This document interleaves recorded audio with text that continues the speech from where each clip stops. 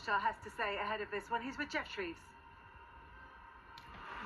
Yeah, you can't give Man City time on the ball. You can't give them the upper hand because they're good enough without us starting slow. So we've got to start quickly, of course. We've got to get out of their traps quickly, try to get on the front foot and make them defend.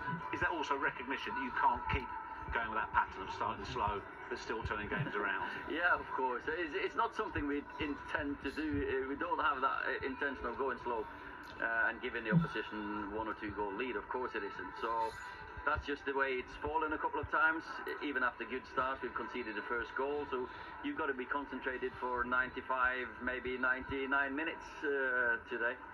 With your 2 victories over City last season, you were 3 at the back. Was that ever a temptation today at all? Yeah, of course. But you look at every possibility because you know you've got to defend, but we know we have to stamp our authority on the ball as well. And but the personnel that we decided on today, I hope we get what we want. Fair bit of noise around Paul Pogba last week, but has he done his talking with his feet, playing his way back into the starting lineup?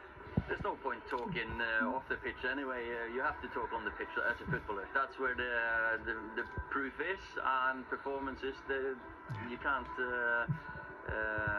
stop good players playing well if they concentrate on the performances, and he's been focused on his football, fortunately. Is this game a double-edged sword? In many ways, it won't change what happened midweek, but a win here today would really lift things. But a negative result is to make things more difficult. Of course, every time you lose a game, it's going to be difficult anyway.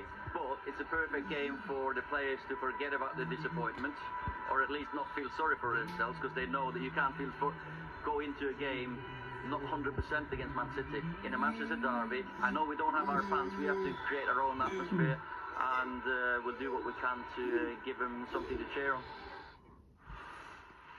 So Manchester United looking to refocus after that defeat in midweek and their exit from the Champions League. Gary Neville is part of our commentary team this evening.